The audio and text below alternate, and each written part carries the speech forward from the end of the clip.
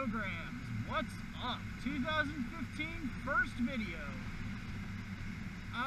It's been a while since I've done anything. I did post one video near Christmas, but man, the holiday season apparently kind of beats me up, just takes all the time, and I had so much going on, so much to do, that there was just no way I was going to be able to get a video out during that time. So I want to greet everyone who's been new to subscribe. Thank you everyone for joining us on this adventure. We will have lots to show you in the months to come.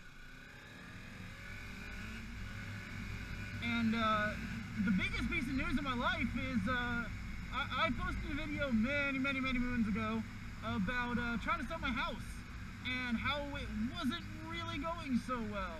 So it's been some time, and finally we have an offer. We have a signed offer, and we are waiting on things like home inspection and appraisal. And if all that stuff checks out, then we are selling our house. Interesting pickle that puts us in. We really haven't been able to look for a new home while we were trying to sell the old one, because what happens if we line up a nice place and we want to sell, but we want to buy, but we can't sell?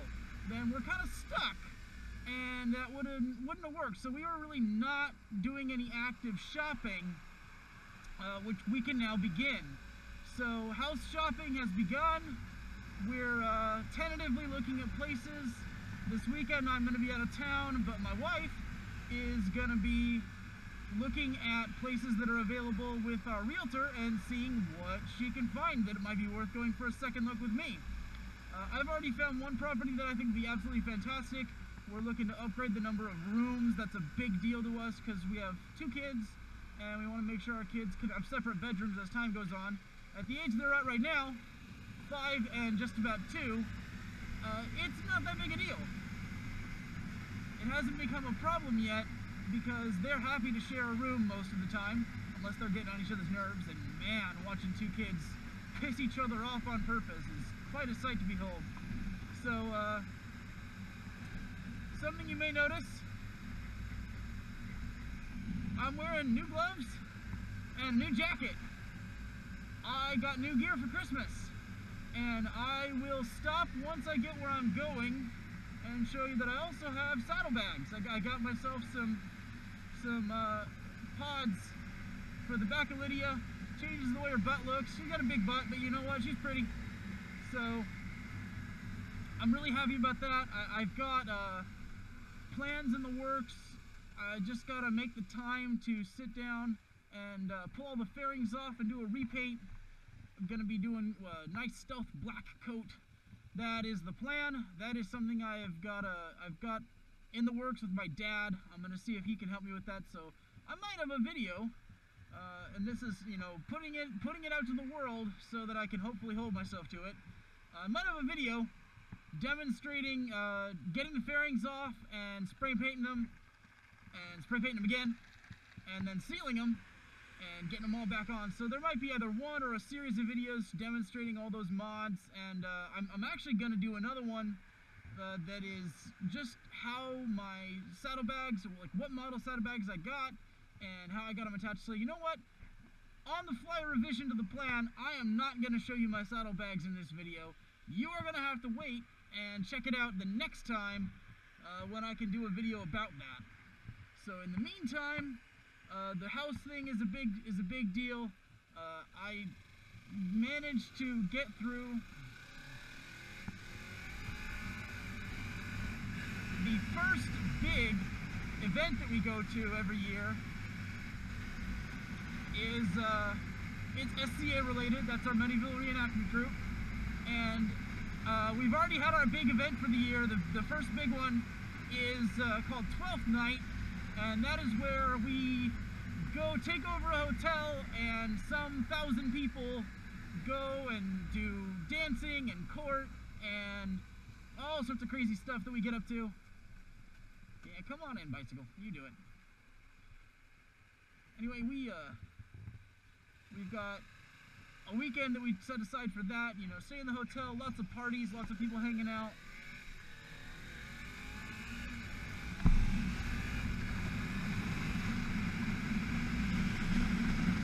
close my visor now, you're going to lose a little bit of sound quality here. Anyway, so we get through that, and I had the pleasure of getting to see outfits that I've been working on for people show up. I've got, you know, it was nice. At one point, 7 people were wearing clothing that I either made or helped make or did patterns for, and that's a pretty good feeling. I handed out a number of business cards. I might have some more people interested in the future.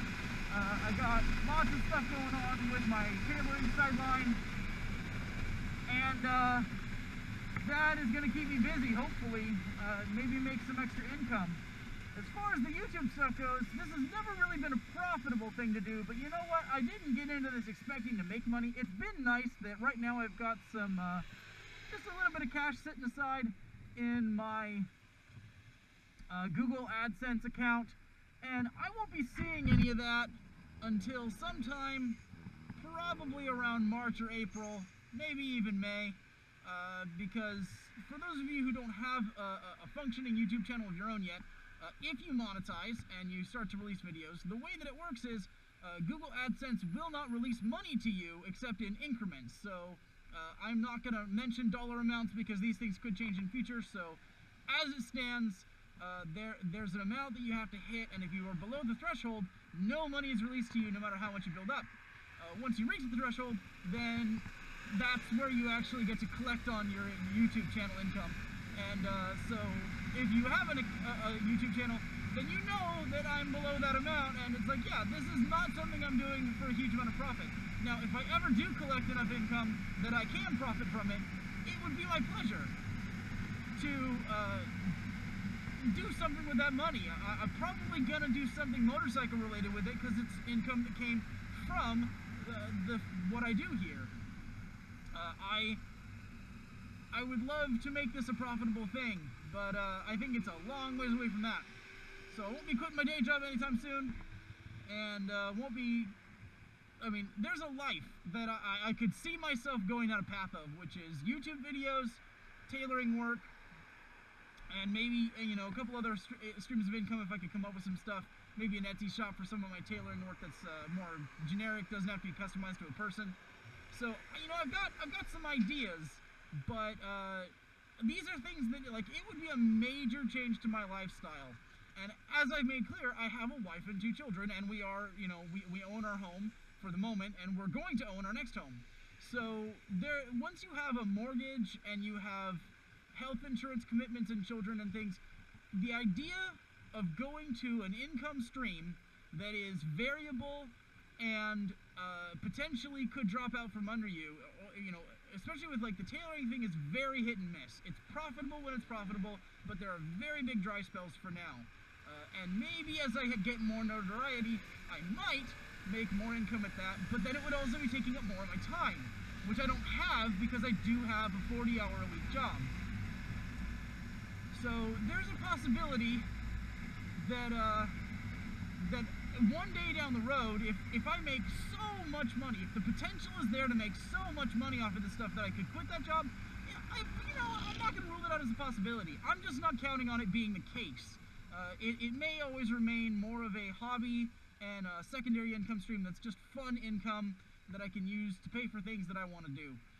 As it is, so regrettably, things at my work did not go well last year in certain regards, and I ended up not getting a bonus. So all of the income that I made off of my last big sewing project that was supposed to be a fairly substantial amount, that amount had to all go to fill in the gap for my yearly bonus. So fortunately, what that means is I was able to pay for Christmas.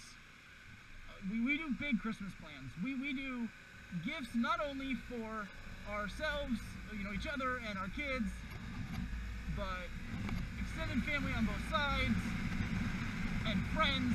We really try to go all out. We love the idea of what Christmas can be for our family. So I'm just glad that I didn't completely screw over my family and leave us with, you know, having to tell people we're not doing Christmas this year, or we're gonna have to cut back severely on who gets Christmas gifts. So it could have gone worse, but man, it would be nice to eventually make some money off of the tailoring work that I do. So we'll see if in this coming year maybe I can do that. You know what? I just realized my mirror is kind of forked on this side. Get down there. What are you doing? Lay down there. Get way down. That's better. Kinda. Anyway, so you know, I've got hope for the future that it's going to still turn out to, you know, yield some income that I can use for stuff. I'd love to have all of my income streams synergized and give me the ability to pay for things that I mean, I've got a list a mile long of stuff I'd love to be paying for, you know, but it's tough being busy. The busier you are in life, the more you find that you have ideas and things you'd love to be doing that you have to sacrifice in order to get other stuff done. So I have found, however, not to sound like I'm griping too much, I actually find that I am much happier being busy. Even if I have a list a mile long of stuff that I'm not getting done, what it does mean is that I'm getting other stuff done. Because there have been times in my past where I was completely idle and every day was watching TV and playing computer games, and it's not to say that those things aren't fun, and not to say that I wouldn't enjoy getting a little more free time for that sort of stuff, but on balance, I take great pride in the stuff that I do get done. So I see no reason to be upset about the time I'm not spending on just absolute pure leisure activities. And I still get plenty. I mean, don't get me wrong. I can choose almost at any time to stop what I'm doing and just go relax if I want to. But I try not to do that too much because there's, you know, you don't count up the amount of time you spend on leisure stuff. Typically, you're not adding up those hours and going, man, I have spent 50, 60, 100 hours just goofing off in the last 3 months. No one's doing that reconciliation, so I try to think of it as I will take leisure when and if I must, because I need it.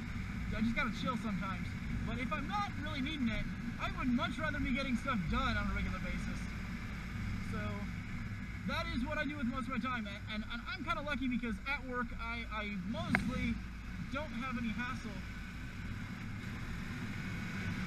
about coming and going when I need to and getting the work done. As long as the work gets done, we pretty much are on good terms, and that's a nice thing. But as I've made clear in past videos, I work for a software company, and I know not everyone gets that pleasure, so I try to keep perspective on how nice I have it, and make sure that I don't seem like I'm, you know, ignoring the fact that so many of my friends have hourly jobs that don't pay them as much as I feel they are worth, and I try to be encouraging about bettering themselves or seeking better jobs. People who have hardship in their life, like I live a life that's pretty good. I am not going to complain. I do gripe from time to time. I vent. I think we all need to. But when someone else vents, the thing I try to avoid, and the thing I would recommend everyone avoid, if someone needs to vent, don't tell them how bad you have it too. Especially when the things you're telling them are like order of magnitude less troubling than what they're going through. Even if it's to say, yeah, I get where you're coming from, I've been through X, Y, Z, just don't do that. If someone needs to vent, just let them vent. If they're in a bad spot, they need to do that, and you need to listen. If they came to you, be honored that they came to you for their troubles. Now, if you feel someone is venting about their first world problems, and they don't really have shit to talk about, and life is so much worse for other people, I kind of feel like, you know, there's only so much venting that is healthy, beyond which it's just whining. And I absolutely feel that people should be called on their bullshit. So if you know someone who they think they've got it as bad as it can be had, and they are just sad as fuck about everything in life, absolutely tell them when they are being an angsty bitch. And they need to get over themselves and just deal with life. Because you know what? We all deal with life. So that's my thoughts on that. Where I'm off to right now, so I'm going to close this video in a minute here, but on the topic of my company being really nice to me, is the fact that every year we do a celebration. They give us a lunch, and we get to go watch a movie together. So I am off to Cinetopia Progress Ridge, where I will have a nice free lunch. Hopefully it is not lunch meat sandwiches, because I fucking hate those things. It's the cheapest, shittiest lunch they could possibly provide for us. But if it's a good lunch, then I will be having a nice free lunch on my company, and maybe burgers, something like that. and get to go watch Hobbit Battle of Five Armies, which I have seen, but you know what? I'm not going to turn down seeing it again. And then I'm out of here for the afternoon, and I actually don't have to go back to work. Nice thing. But you know what? After you've gone out to see a movie and maybe had a beer, none of us really want to go back to work at that point. So it's not really considered a hardship or a problem for the business. It's just the way things work. And that's, you know, we're not even really getting treated the way that other companies. I have friends who work for Intel, and from what I understand, they like take over theaters, and all of their employees get to go to a midnight screening or like an early showing of a movie that's coming out. And Intel just fronts the bill for that, and that's nice. From what I understand, there's also been, you know, one of my in-laws worked for a company that back in the 90s, things were going so well, they actually paid for all of their employees to go and spend like a day or something in Disneyland, or a couple days in Disneyland. And that's amazing. Since I've been in the business, I have not worked for any companies that have had the free income and the profitability to do that level of stuff. But you know what? I am not complaining. I am still pretty happy, and I understand, you know, working in software is a good gig. So that's about it for today. Just wanted to make sure I got some new video out, something, you know, I'm still out here. I'm still making content. I will have plenty of new stuff to go through all of 2015. It's going to be a good year. Thanks for watching. Bye-bye.